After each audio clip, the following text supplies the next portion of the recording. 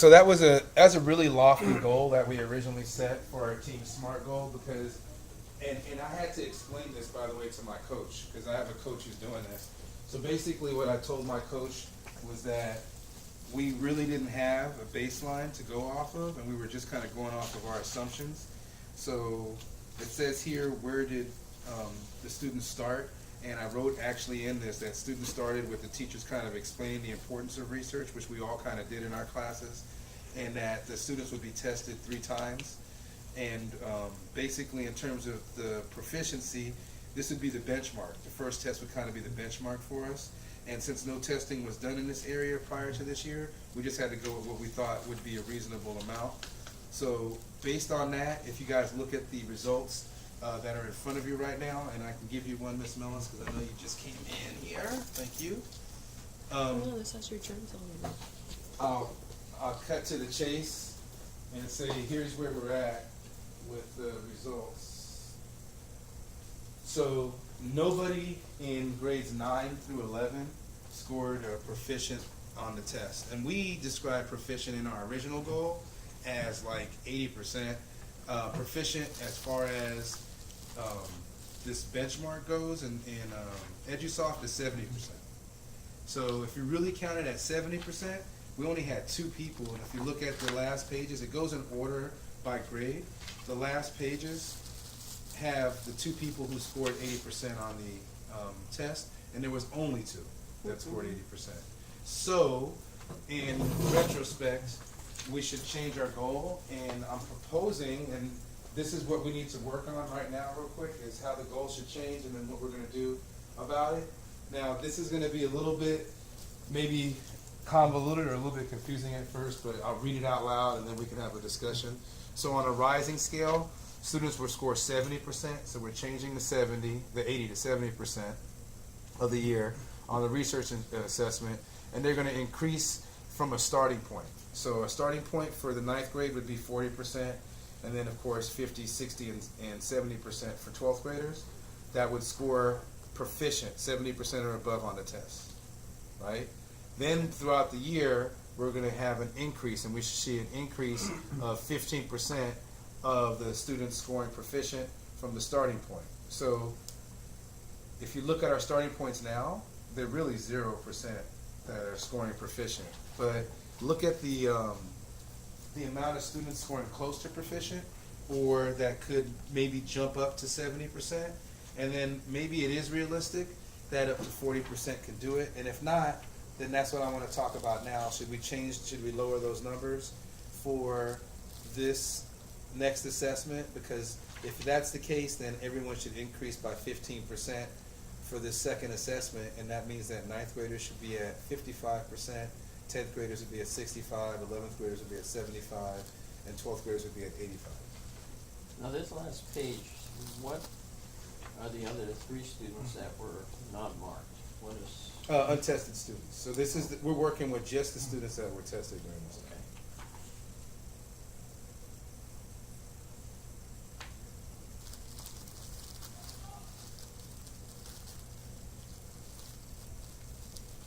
And they're not that far off.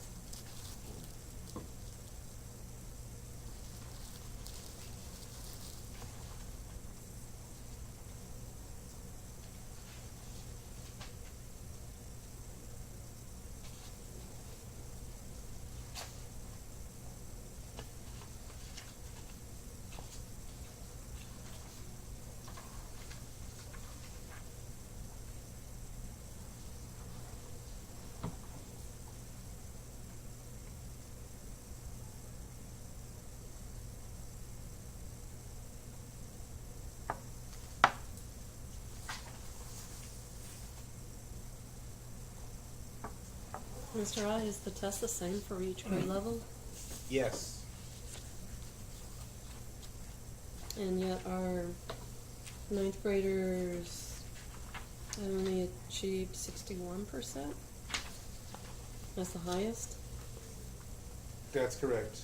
61%. I'm looking at the second page. And yeah. we're hoping that they will achieve 70% by the end of the year. Yeah, we want them to be. We want a high percentage of them. In this case, 40% for the ninth grade, is that correct? Yeah, that's the starting point, and Mhm. then we would want it to increase 15% each time we gave the assessment. So by the time we're done, that 40% becomes 70%, I believe. 40 plus 15 is 65, 75, 80%. That 40% becomes. I wonder 70%, if that 70%, isn't a I think bit I would say. ambitious, starting with the ninth grade anyway. Mhm. I think I would lower it, our score for the initial test anyway. Oh, it's even worse in the 10th graders.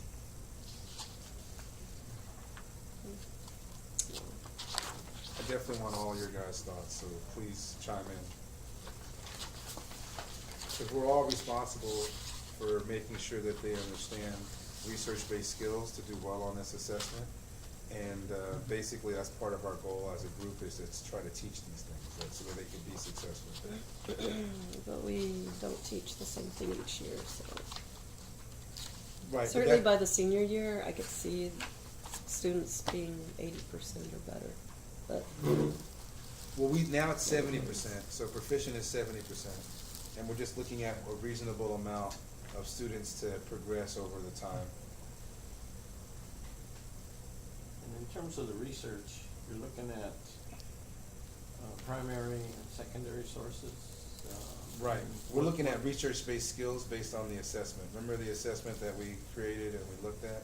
Right. So we're looking at that. So when I come in next time, I'm probably gonna have more of an item analysis. Okay. And what we're gonna look at is what kind of things we could do in our Which one- practice to help. Which one we need to really work on? Yeah, we're looking to look at the problem areas. Right now, we need to look at adjusting our goal to make it realistic, and then looking at the data, what should be some of the next steps in terms of how we adjust the goal, and then what we're gonna bring in. Can we revise the test so that we have a different test for 9th, 10th, 11th, and 12th grade? After this year, sure.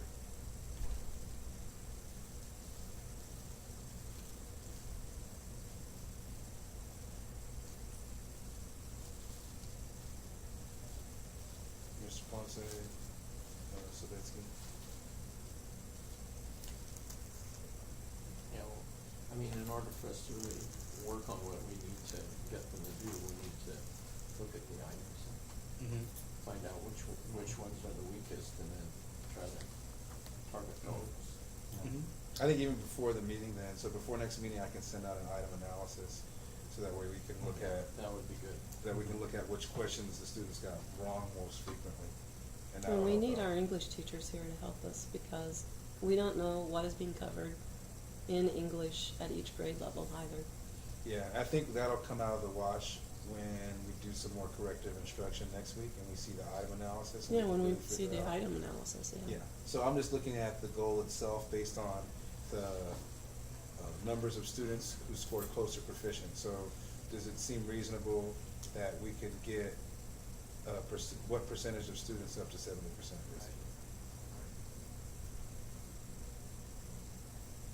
I think if we have a sliding scale and a different test for each grade level, that we would see a dramatic increase in the proficiency score. Absolutely. So sliding scale is without question what this is. And then in terms of different tests, we're in the instruction cycle right now, so we're gonna deal with the assessment that we have. And then absolutely, I think next year, it would be more apropos, because now the students have seen this test, and they're gonna see it again next year, and they're gonna see it again the year after that. So clearly, they're gonna get 100%, because now I've seen the test 3 times a year for the last 4 years. Right. But starting off, using the same test made a lot of sense. Excuse me.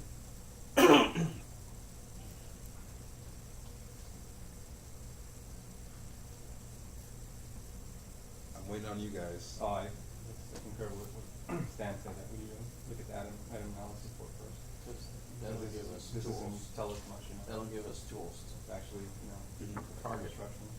So, Target. would you agree that there needs to be a change to that, Yes. or that seems okay to you as it is, and why or why not? I would have to see that in analysis report first to see actually what all the stuff we have to teach, So you think if the item analysis report came back and it looked like, If all of them are, specific to like one Yeah, thing, one specific Right. thing. then, Then- go from there, then but we we can't can- really, yeah. I mean, Okay. we're just shooting in the dark. We're gonna see actually what they don't know, that way, you know, we can figure out if we can teach it or not, in the amount of time.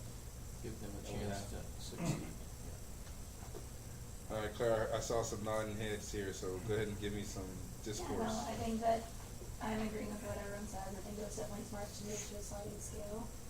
I agree, we need to see the item analysis, but I think it's, I don't know, if we're looking at 40% right now for ninth grade, and we're looking for 55% on the second exam, that doesn't necessarily get to, I don't know, 25% increase is significant overall, but Mhm. especially for ninth and tenth graders, but it's potentially possible once we see the item analysis. Yeah, and I was hoping that the distribution of their percentages would help give us at least some level of idea as to who was approaching proficiency, because clearly you can see in the seniors that a lot more seniors are approaching proficiency.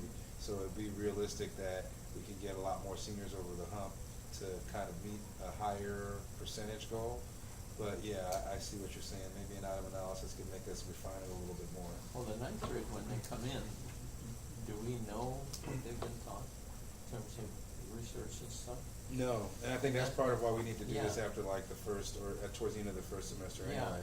So we we've had need a to chance test to work them to with them. find out what they need to learn. Mm-hmm.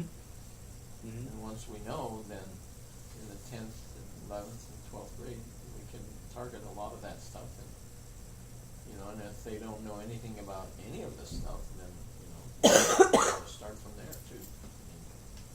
And I think this ties into the integrated portfolios that Yeah. they're asking us to do. If Yeah. we're gonna do an integrated portfolio, one way to easily integrate a portfolio across Is to do different research. classes Yeah. is to have some research Yeah. anchor to it, so that we can pull out different aspects of literature or Right. science or Right. social science that people have to defend and make claims about and counterclaims. And I think we're really in the world of Common Core at that point.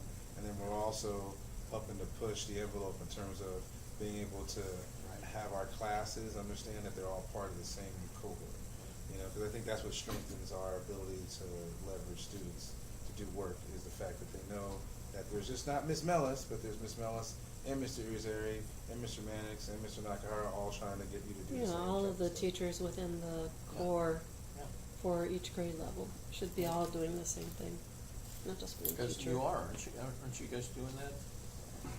With- Well, how come our tenth graders didn't do better than our Is- 11th graders? is the 10th grade, 10th and 11th, they're doing integrated curriculum too? Yeah, yeah, but Whether we're all teaching the same type of research Right. skills, that's another thing. So maybe that's what we need to do, is standardize how we wanna go about doing that. I think that's what our goal is, yeah, to Mhm. do that. Okay.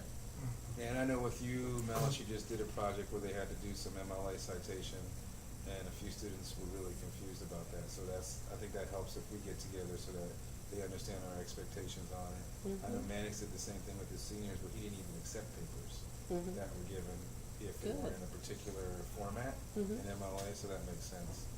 And then, I don't even know, have you done any research where they've actually had to cite sources yet? Yeah, after the 11th grade. For 11th grade, and then how about you? Yeah, so that means, so then we probably should have something where we know that that's happening to some extent in all the classes, and then Mhm. that's gonna help reinforce what students know and Mhm. how they're gonna be able to perform on the assessment. Yeah, 'cause, we're gonna be doing that next thing. Health for the body, we're gonna do nutrition, so. Right, yeah, and so nutrition's a big one, because I'm doing it, you're doing it, Melis. That means that you're partially, I don't know how you're gonna do that in your I do it system. both 10th and 11th grade. Yeah. So see, I'm gonna do it, as soon as I And- finish this next section. And we can integrate pieces of the assessment that they were really weak on into how we teach Right.